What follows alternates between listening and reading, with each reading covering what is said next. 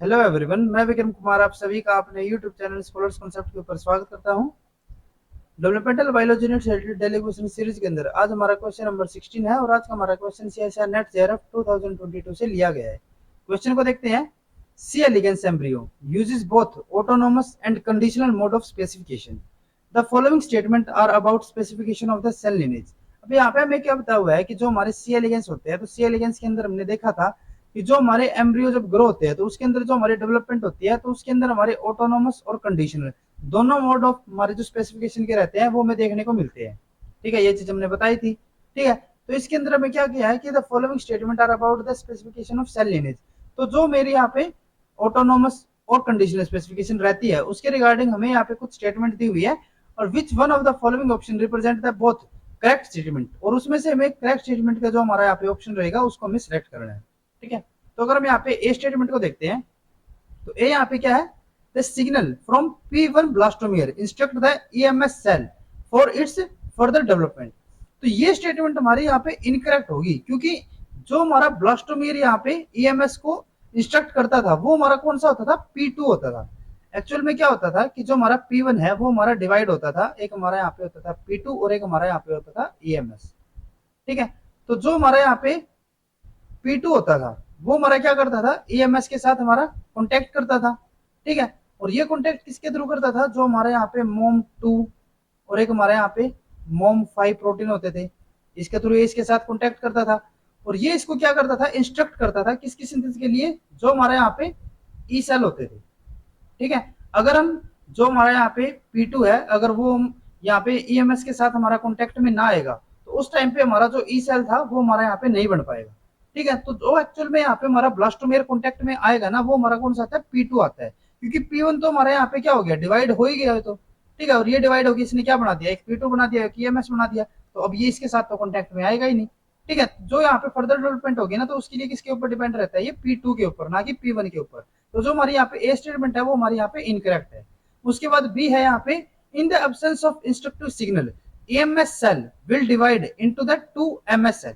अब जो यहाँ पे ये इंस्ट्रक्टिव सिग्नल की बात कर रहा है ना, ये कौन से की बात कर रहा है, जो हमारा P2 यहाँ पे सिग्नल देता है इसको। ठीक है, इन्होंने यहाँ पे स्टार्टिंग में क्या बता दिया था कि P1 देता है सिग्नल, P1 नहीं देता, वो हमारा कौन सा देता है, P2 देता है। तो जो हमारा यहाँ पे इंस्ट्रक्टिव सिग्नल रहेगा, ठीक है, P2 जो हमारा यहाँ पे सिग्नल इसके पास पास करता है, तो ये क्या करवाता है इसको, जो हमारा ईएमएस है ना वो हमारा दो सेल्स के अंदर डिवाइड होता है, एक हमारा यहाँ पे होता है एमएस और एक हमारा यहाँ पे होता है ई। ठीक है, तो जो यहाँ पे हमारा P2 होता है ना वो क्या करवाएगा, जो हमारा ये ईएमएस सेल होगा उसमें से हमारे ई सेल के यहाँ पे स्पेसिफिकेशन के अंदर हमारा हेल्प करेगा। तो अगर हम यहाँ पे P2 को क्या कर देते हैं, इन the absence of instructive signal, यानी कि ये अगर इसके पास सिग्नल ना ही भेजे, ठीक है, तो ये क्या होगा, जो हमारे यहाँ पे ई सेल है वो हमारे यहाँ पे नहीं बन पाएगा, और जो हमारे यहाँ पे दो सेल बनने चाहिए थे, जो हमारे यहाँ पे एक ई सेल और एक हमारा एमएस सेल बनना चाहिए था, तो दोनों सेल हमारे कौन से हो जाएंगे, एमएस सेल हो जाएंगे। ठीक है, तो इसीलिए यहाँ पे दिया ना, the MS cell will divide into the 2 MS cell, जो कि हमारे यहाँ पे बिल्कुल करेक्ट स्टेटमेंट रहेगी। देन उसके बाद नेक्स्ट है, in the absence of POP1 signal the prospective MS cell can take up the E fate. अब यहाँ पे क्या होता है, जैसे हमने बताया कि जो हमारा P2 है ना वो हमारा क्या करवाता है, जो हमारा यहाँ पे ईएमएस होगा उसको ई सेल के अंदर हमारे सेल की स्पेसिफिकेशन के अंदर हमारा हेल्प करेगा। ठीक है, ये तो हमारा किसके लिए हो गया, P2 के लिए। लेकिन एक और हमारे यहाँ पे फैक्टर होता है, वो होता है हमारा POP1। ठीक है, जो हमारा POP1 होता है ना वो हमारा क्या करता है, जो हमारा ये ईएमएस ई सेल के अंदर हमारा कन्वर्ट हो रहा है इसको रिस्ट्रिक्ट करेगा या फिर इनिबिट करता है। ठीक है, जो हमारा POP1 होगा वो इसको क्या करेगा, रिस्ट्रिक्ट करेगा, और ये किसकी कन्वर्जन के अंदर हमारा हेल्प करेगा, एमएस सेल की। ठीक है, यानी कि जो हमारा POP1 है वो हमारा एमएस सेल की यहाँ पे स्पेसिफिकेशन करवा रहा है, और जो हमारा P2 है वो हमारा क्या करवा रहा है, ईएमएस से हमारा ई सेल की स्पेसिफिकेशन करवा रहा है। तो इन्होंने यहाँ पे क्या बोला है कि इन the absence of POP1 signal, तो अगर हमारा यहाँ पे POP1 सिग्नल अगर हम यहाँ पे इसको इनिबिट कर देते हैं या फिर ये हमारा एब्सेंट हो गया, ठीक है, तो अगर ये हमारा एब्सेंट हो जाएगा तो जो यहाँ पे इनिबिशन हो रहा था वो अब यहाँ पे नहीं हो पाएगा, और अगर ये इनिबिशन नहीं होगा तो जो हमारा ईएमएस है ना वो हमारे जो यहाँ पे दो हमारे क्या बनने, एक हमारा एमएस सेल बनना चाहिए था और एक हमारे यहाँ पे ई सेल बनना चाहिए था, तो दोनों के दोनों हमारे किसके अंदर कन्वर्ट हो जाएंगे, ई सेल के अंदर, क्योंकि जो हमारे यहाँ पे इनिबिशन होना चाहिए था ना, ठीक है, जिससे हमारा एमएस सेल बनेगा वही सिग्नल हमारे यहाँ पे क्या हो गया, एब्सेंट हो गया, तो इसीलिए हमारे दोनों के दोनों सेल कौन से जाते हैं यहाँ पे, ई सेल। ठीक है, तो इसीलिए हमारा जो बी और सी स्टेटमेंट है वो हमारी यहाँ पे अभी तक करेक्ट रहेगी।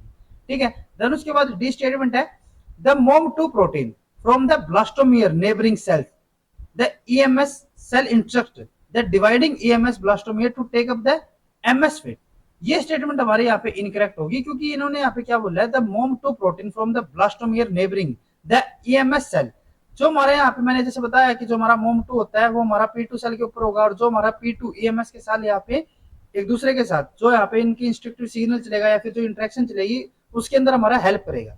ठीक है, तो इन्होंने आगे क्या बोला है कि जो हमारे यहाँ पे MOM2 प्रोटीन है ना, जो हमारा नेबरिंग सेल के ऊपर प्रेजेंट है, ठीक है, neighbouring the EMS cell instruct the dividing EMS blastomere to take up the MS fate. तो ये हमारा MS फेट के लिए इसको इंस्ट्रक्ट नहीं करता, बिल्कुल किसके लिए करता है, ये ई सेल के लिए। हमने बताया था ना कि जो हमारा P2 होगा वो EMS को किसके अंदर कन्वर्ट करेगा, ई सेल के अंदर, और किसके थ्रू करता है, ये हमारा MOM2 और MOM5 के थ्रू करता है। ठीक है, तो जो हमारा MOM2 होगा ना वो क्या करेगा, जो हमारे यहाँ पे EMS ब्लास्टोमियर है उसको ई के अंदर हमारा कन्वर्ट करेगा, ई फेट के लिए इसको स्पेसिफाई करेगा, ना कि MS सेल के लिए। तो इसीलिए हमारे यहाँ पे जो डी स्टेटमेंट है वो भी हमारी इनकरेक्ट हो जाती है। तो इसीलिए हमारे यहाँ पे जो बी और सी स्टेटमेंट है वो हमारी बिल्कुल करेक्ट होगी। तो इसीलिए हमारा जो सेकंड ऑप्शन है वो हमारे यहाँ पे करेक्ट हो जाता है। अगर आपको ये वीडियो हमारी यूजफुल लगी हो तो please like and share this video, और डेवलपमेंटल बायोलॉजी से रिलेटेड इसी तरीके के कॉन्सेप्ट्स और क्वेश्चन करने के लिए please subscribe to our YouTube channel scholars concepts. Thank you.